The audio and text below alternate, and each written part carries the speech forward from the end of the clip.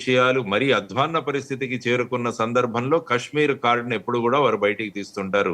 ఇదే మనం దీని నుంచి అంచనా వేసుకోవాల్సిన అంశం వర్మ గారు. సార్ మీకు ఒక ఇమేజ్ నేను ఇప్పుడు చూపిస్తాను. మీరు చెప్పినట్లుగా పాకిస్తాన్ ఆర్మీ గతంలోని కూడా ఉన్నదని మీరు చెప్తున్నారు. ఇప్పుడు కూడా ఆ మిడిల్లో ఉన్న వ్యక్తి పాకిస్తాన్ రిటైర్డ్ ఆర్మీ అధికారండి, సోల్జర్.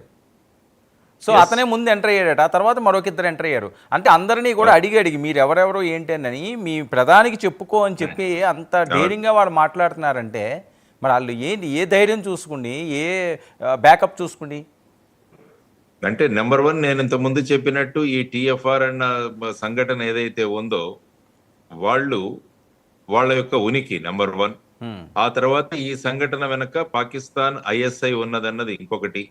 ఆ తర్వాత వారు అక్కడ ఉన్న ఆర్మీ కూడా ప్రత్యక్షంగా ఇందులో ఈ విధమైన వ్యక్తుల ద్వారా పనిచేస్తున్నారన్నది కూడా మనకు ఎవిడెన్స్ రూపంలో వస్తుంది.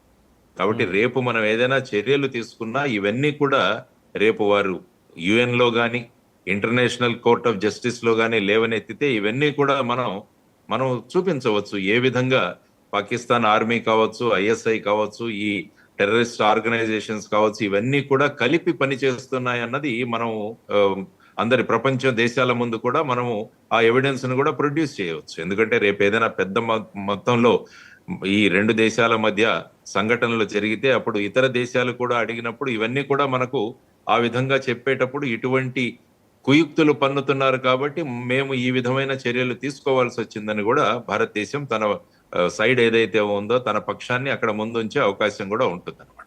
సార్, మీరు ఒక పోలీస్ ఆఫీసర్గా చాలామంది గ్యాంగ్స్టర్ని మీరు చూశారు, వాళ్ళను ఎదుర్కొన్నారు, మీరు చాలా రిస్కీ ఆపరేషన్స్ కూడా చేసిన సందర్భాలు ఉన్నాయి. స్వదేశంలో ఇలాంటి గ్యాంగ్స్టర్స్, విదేశాల్లో చూస్తే ఈ మోకలు, ఉగ్ర మోకలు, వీటిని తొదముట్టించాలి అంటే ఒక పోలీస్ అధికారిగా ఏం చేయాలని మీరు ఇచ్చే సలహా కానీ సూచన కానీ?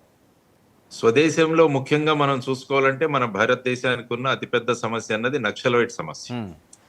దాన్ని ఆల్మోస్ట్ ఇక తొదముట్టించే స్టేజ్ లోకి తీసుకొచ్చారు. ఎందుకంటే 13 జిల్లాల్లో ఉన్న ఎఫెక్ట్ ని 6 జిల్లాలకు తగ్గింది.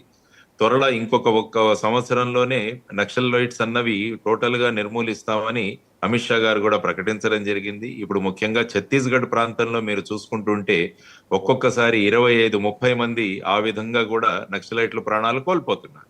సో దీనివల్ల ఇంటర్నల్ ఆర్గనైజేషన్, ఇంటర్నల్ గా మనకున్న సమస్యలు, అంతర్గతంగా ఉన్న ముఖ్యమైన సమస్యను అత్యంత ప్రభావవంతంగా ఎదుర్కొని, ఎందుకంటే ఇప్పుడు చూస్తే నక్సలైట్లు కూడా మేము మీతో చర్చలకు వస్తామని కూడా వాళ్ళు సందేశాలు ఇస్తున్నారు. దీనివల్ల తెలుస్తోంది మనకు వారి మీద ఏ విధంగా ఉక్కుపాదం మోపబడిందో అన్నది. ఆ తర్వాత మనం చూసుకోవాల్సిన ఎక్స్టర్నల్ గా చూసుకుంటే ప్రస్తుతం బంగ్లాదేశ్ లో ఉన్న పరిస్థితి, ఆ పరిస్థితుల గురించి కూడా మనం ఆలోచించాలి. ఎందుకంటే బంగ్లాదేశ్ లో ఉన్న సమస్యలు ఏవైతే ఉన్నాయో ఆ సమస్యల వల్ల మన దేశంలో కూడా పరిస్థితులు, తర్వాత బర్మాలో ఉన్న పరిస్థితులు, మయన్మార్ లో ఉన్న పరిస్థితులు, వీటన్నిటి వల్ల మళ్ళా పశ్చిమ బెంగాల్లో జరుగుతున్న ఈ విధమైన చర్యలు, పశ్చిమ బెంగాల్లో మీరు చూసుకుంటే ముర్షిరాబాద్ ఈ జిల్లాల్లో కూడా అనేక సంఘటనలు జరిగాయి. కాబట్టి ఈ విధమైన సంఘటనలు, తర్వాత ముఖ్యంగా ఇక ఆల్మోస్ట్ టెర్రరిజం దిశగా మళ్ళా మన కాశ్మీర్ మళ్ళా పూర్వపథంలోకి వస్తోంది అన్న ఒక మంచి వాతావరణంలో, ఎందుకంటే ఇప్పుడు ఆల్మోస్ట్ పర్యాటక సీజన్ మొదలవుతుంది, తర్వాత వచ్చేసి ముఖ్యంగా అమర్నాథ్ యాత్ర కూడా మొదలవుతుంది. వీటన్నిటి యొక్క పార్శ్వభూమిలో ఈ విధమైన సంఘటన జరగడం అన్నది కూడా మనం ఆలోచించాల్సిన విషయం. సో ఈ విధంగా ఒక పక్క ఎక్స్టర్నల్ ప్రాబ్లమ్స్, ఒక పక్క మన దేశంలో ఉన్న సమస్యలను కూడా మనం ఎదుర్కొంటున్నాం. ఖచ్చితంగా విజయం భారతదేశం సాధిస్తుంది. ఈవెన్ ఈ సందర్భంగా ఏదైతే మనం మాట్లాడుకుంటున్నామో ఇప్పుడు జరిగిన పెహల్గావ్ సంఘటనలు అని నేను అనుకుంటాను. సార్, మూల్యం చెల్లించుకోక తప్పదు పాకిస్తాన్, పంజా దెబ్బ తినక తప్పదు, అంతేనా? ఎస్, అందుకనే అన్నాను, ఖీర్ మాంగేతో హమ్ కీర్ దేంగే, కశ్మీర్ మాంగేతో హమ్ చీర్ దేంగే అంటాం. అది ఇప్పుడు యాక్చువల్ గా యాక్షన్ లోకి రాబోతుంది. అది మనం వేచి చూడాలి ఎప్పుడు మొదలు పెడతారు యాక్షన్ అన్నది. Right sir, thank you so much JD గారు, మీ విలువైన సమయాన్ని కేటాయించినందుకు. ఇది జేడీ గారితో ఈనాటి స్పెషల్ ఇంటర్వ్యూ. ఒక షార్ట్ బ్రేక్ తీసుకుందాం, స్టే ట్యూన్డ్.